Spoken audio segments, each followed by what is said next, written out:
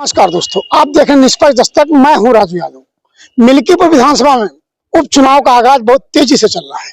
आज हमारे साथ बात करने के लिए बाबू सेन यादव जी के सुपुत्र अरविंद सेन यादव जी हैं, जिन्हें पुलिस प्रशासन का भी अनुभव रहा क्षेत्र में और राजनीतिक परिवार से हैं, इसलिए राजनीति का भी अनुभव है। मिल्कीपुर विधानसभा की जनता सर क्या चाह रही है? क्या देखिए, जनता जो है बड़ी सजग जनता है चुनाव के नजरिए से और राजनीतिक नजरिए से। लेकिन आज की तारीख में उसके पास विकल्पहीनता है। जो कैंडिडेट उसको बाहर से ला के दिए जा रहे हैं उन्हीं में से उसको चयन करना है। ऐसी दशा में जो दूसरे राजनीतिक फैक्टर्स हैं, जो जातीय समीकरण है, जो आर्थिक समीकरण है, जो सत्तात्मक समीकरण है, इन सब के तले आपका मिल्कीपुर का चुनाव होने जा रहा है।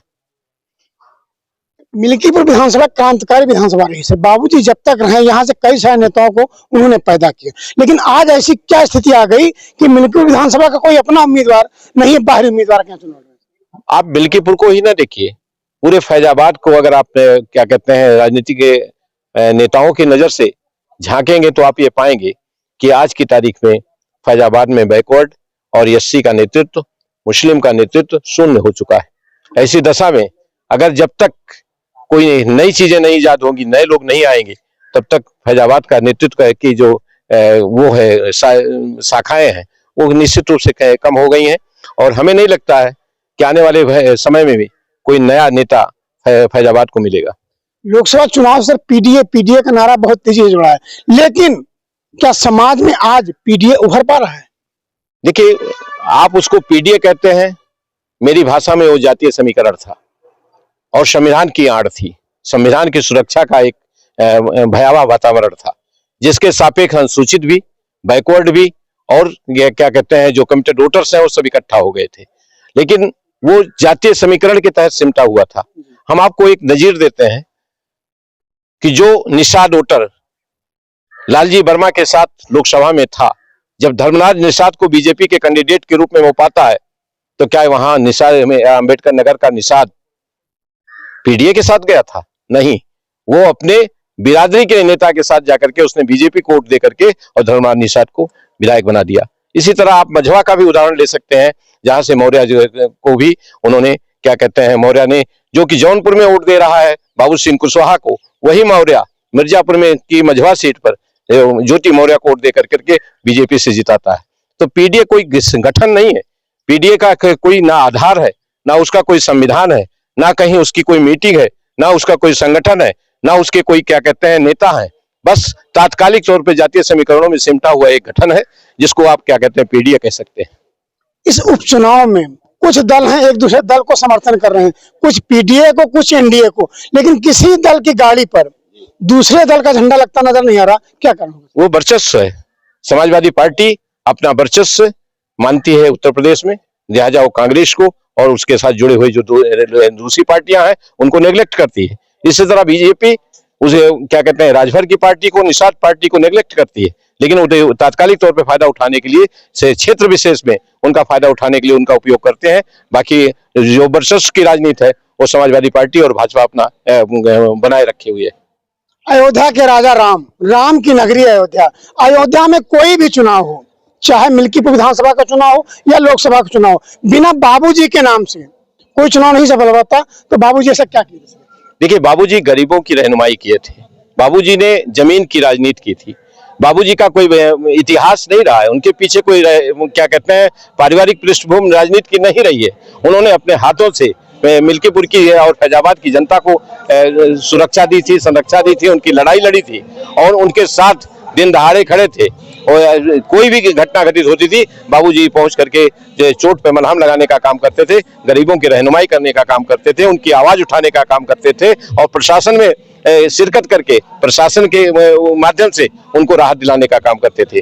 उनकी इतनी लड़ाइयां हुई और उन्होंने जनता की जो लड़ाइयां लड़ी उसी के सापेक्ष उनके ऊपर 49 मुकदमे लगाए गए। लेकिन आज के राजनेता ऐसे हैं, जो आपके सांसद हैं, उनके ऊपर एक अभियोग नहीं है, 144 188 का अभियोग नहीं है और क्या कहते हैं जनता की लड़ाई की मादा की बात करते हैं। तो जो जनता की लड़ाई लड़ेगा वो प्रशासन के हिकारत का शिकार बनेगा। लेकिन आज के नेता ऐसे हैं जो जनता की लड़ाई भी लड़ते हैं, वोट भी लेते हैं और कहीं से भी प्रशासन के खिलाफ उनके खिलाफ प्रशासन कोई कार्रवाई नहीं करता। सर, आप पुलिस प्रशासन में रहे, आपको पता होगा कि उपचुनाव जो होता है लोग का सत्ता का चुनाव होता है।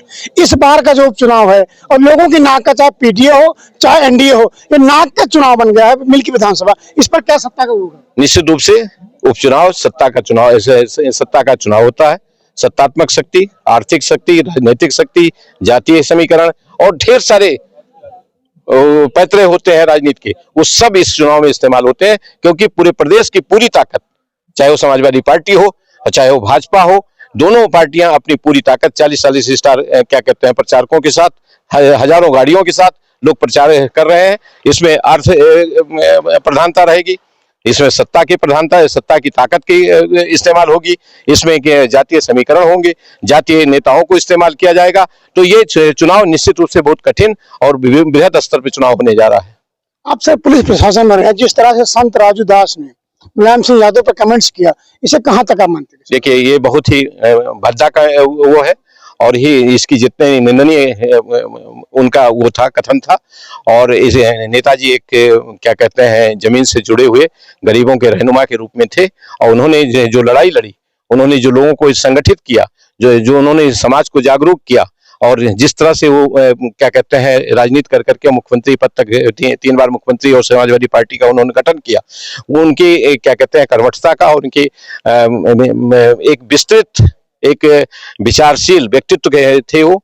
और उन्होंने अपने ही बलबूते पे पार्टी का गठन किया, अपने ही बलबूते पे उन्होंने राजनीति किया, और उस जैसे व्यक्तित्व को, जो जमीन से जुड़े हुए थे, जो गरीबों के रहनुमा थे, जो लोगों की मदद करते थे, ऐसे नेता के सापेक्ष अगर इस तरह का कोई कथन करता है तो निंदनीय है। और इसके लिए कहीं ना कहीं हम चाहते हैं कि एक प्रशासनिक कार्रवाई, एक विधिक कार्रवाई इसके सापेक्ष की जाए। बाबू मिश्र यादव की कर्मभूमि मिल्कीपुर रही सर, मिल्कीपुर जनता के लिए कोई संदेश सर आपकी तरफ से? निश्चित रूप से मैं मिल्कीपुर की जनता से ये अपेक्षा करता हूँ कि वो एक साफ सुथरा इंसान, जिसको भी वो समझ में आए वैसे इंसान को अपना प्रतिनिधि बनाए। और जो मिल्कीपुर की जनता का, मिल्कीपुर का इतिहास, राजनीतिक इतिहास रहा है, उसको बनाए रखे और यहाँ से संजीदगी से, बहुत ही शालीनता से वोट दे करके अपना जनप्रतिनिधि चुने, लेकिन जिसमें उसको विश्वास हो, जिसके जो उनके सुख दुख का में शिरकत करता हो, जो उनकी रहनुमाई कर सके, जो उनकी आवाज को बुलंद कर सके, उनको प्रशासनिक उत्पीड़न से, सामाजिक उत्पीड़न से और जो तमाम तरह की दिक्कतें हैं उनसे निजात दिला सके, ऐसे व्यक्तित्व को जो है अपना प्रतिनिधि बने और फिर जो मिल्कीपुर की एक राजनीतिक थाती है उसको बचाने का प्रयास करे। भारत एक युवा देश है सर, हम अंतर्राष्ट्रीय मंच से कहते हैं भारत युवाओं का देश है, लेकिन आज यहाँ का युवा कहीं ना कहीं रोजगार के लिए दर दर भटक रहा है। मुझे लगता है कि युवा पोलियोग्रस्त होता नजर आ रहा है। सरकार को इसके लिए क्या करना चाहिए?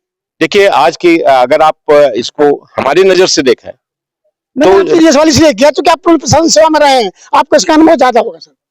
पूंजीवादी व्यवस्था का स्वरूप बदल करके वापस आ गया है। पहले जमींदार लोग हुआ करते थे, पूंजी के पति लोग हुआ करते थे, फैक्ट्री के मालिक हुआ करते थे, और उनमें हम मजदूरों के रूप में लोग काम किया करते थे, हलवाहों के रूप में लोग काम किया करते थे जमींदारों के यहाँ। आज बड़ी बड़ी कंपनियां आ गई हैं जिनके यहाँ संविदा के नाम पे और क्या कहते हैं अस्थायी तौर पे लोगों को नौकरी के नाम पे नौकरी दी जा रही है, लेकिन जो अस्थायी नौकरियां थी वो खत्म कर दी जा रही हैं। सारे विभागों में नौकरियां खत्म कर दी गई हैं। निश्चित रूप से आने वाला समय युवाओं के लिए बहुत ही पीड़ाजनक है, और उनको ना तो नौकरी मिलेगी, और जो नौकरी उनको मिलेगी संविदा के नाम पे, उससे उनका क्या कहते हैं पारिवारिक विकास, उनका आर्थिक विकास और उनकी उन्नति मारी जाएगी। 15,000, 20,000, 25,000 की नौकरी पे इंजीनियर से लेकर के लोग संविदा के तौर पे काम कर रहे हैं, लेकिन निश्चित रूप से उससे उनका आर्थिक विकास नहीं होता है। वो अपना पालन पोषण के लिए तो पर्याप्त है, लेकिन उनके विकास के लिए, आने वाली पीढ़ी के विकास के लिए ये सफल नहीं होगा। और ये कहीं ना कहीं हमारा समाज गरीब और अमीर में बट के रह जाएगा, और एक पक्ष होगा गरीबों का, एक पक्ष होगा अमीरों का। तो दोनों के बीच में गरीब और अमीर की जो खाई है वो इस व्यवस्था के चलते बढ़ती जा रही है। आने वाले समय में ये दूरी और बढ़ेगी और गरीब गरीब होता चला जाएगा, अमीर अमीर हो जाएगा। कम्युनिस्ट पार्टी ने सर एनडीए का समर्थन किया है, क्या आप एनडीए के प्रचार में जाएंगे? नहीं, मैं किसी के प्रचार में, अपने आप को बताया ना, मैं निष्पक्ष रूप से न्यूट्रल होकर करके इस चुनाव में रहूंगा, और लोगों के कोई जो हमारे अपने शुभेच्छु हैं, जो हमारे फॉलोअर्स हैं, उनको मैं इकट्ठा करके उनसे एक मशविरा करूंगा और उनको उनकी मैं इच्छा के अनुसार उनको मैं इजाजत दूंगा कि आप जो चाहो वो करो, लेकिन अपनी बात में रख करके और उनकी बात सुन करके तय कर लूंगा कि हमको क्या करना है। समाजवादी पार्टी ने आपके छोटे भाई आनंद सेन को मिल्कीपुर सीट के लिए बड़ी जिम्मेदारी दी है, इस पर उनका क्या रोल है? देखिए, वो अपना रोल अदा करेंगे, वो अपना रोल बखूबी अदा करेंगे और वो उनका नजरिया है, हमारा अपना नजरिया है। मैं एक स्वतंत्र और बिना दबाव के, बिना किसी क्या कहते हैं राजनीतिक दबाव के, बिना किसी प्रशासनिक दबाव के अपना काम करूंगा। मुझे किसी पार्टी विशेष से, किसी व्यक्ति विशेष से, किसी नेता विशेष से कुछ लेना देना नहीं है। मैं अपनी एक नए तरीके से, जो कि मैं जो राजनीति करने जा रहा हूं, जो मेरी सोच है वो दूरगामी है, उसमें दूरदृष्टि है। और निश्चित रूप से जो मैं कह रहा हूं या जो मैं कहूंगा, जिसको क्या कहते हैं आप कैमरा आप जान सकते हो, उसका क्या कहते हैं प्रकट रूप आप 2027 में पाएंगे। जिस तरह बाबूजी की कर्मभूमि रही है, यहाँ का हमने सुना है कि कुछ क्षेत्रीय नेता हैं, कुछ लोग बाबूजी के परिवार में फूट डाल रहे हैं, जिससे कि परिवार का छत्रप कहीं ना कहीं खत्म हो रहा है। देखिए, छत्रप और जहां तक वर्चस्व और जहां तक इस प्रभाव के इस परिवार की राजनीतिक भविष्य की बात है, उसके सापेक्ष मैं इतना कहूंगा कि बाबूजी के जाने के बाद 2016 में एक उपचुनाव हुआ था बीकापुर का, वो जीतने के बाद लगातार निश्चित रूप से हम ये परिवार राजनीतिक तौर पे कहीं न कहीं सफर कर रहा है और उसके पीछे ढेर सारे कारण, मात्र पारिवारिक विघटन कारण नहीं हो सकता है, ढेर सारा हमारा आचरण भी हो सकता है, हमारा व्यवहार भी हो सकता है, हमारी रणनीति भी हो सकती है। जो सबसे बड़ा घातक इस परिवार के लिए है कि जिन लोगों के साथ आप काम कर रहे हो, वही लोग आपको पतन के रास्ते पे ले जाएंगे, वही लोग आपका विरोध करेंगे। अंतर्घाती, विश्वासघाती जो चरित्र है नेताओं का, वो इस परिवार के राजनीतिक पतन के लिए जिम्मेदार है। जिस परिवार ने जिसको रास्ता दिखा, आज वही उसका रास्ता रोक रहा है। नहीं, ढेर सारे लोग हैं, पार्टी में बैठे हुए लोग भी, जिस पार्टी के साथ आप काम कर रहे हो, उस पार्टी में बैठे हुए लोग भी नहीं चाहते कि आप राजनीतिक उत्थान प्राप्त करें। ये थे हमारे साथ अरविंद सिंह यादव जी, बाबू सिंह यादव जी के सुपुत्र। इन्होंने प्रशासनिक सेवा के लिए काम किया है और बाबूजी के छत्रप को आगे बढ़ाने का काम कर रहे हैं। राजू यादव, मिल्कीपुर, अयोध्या।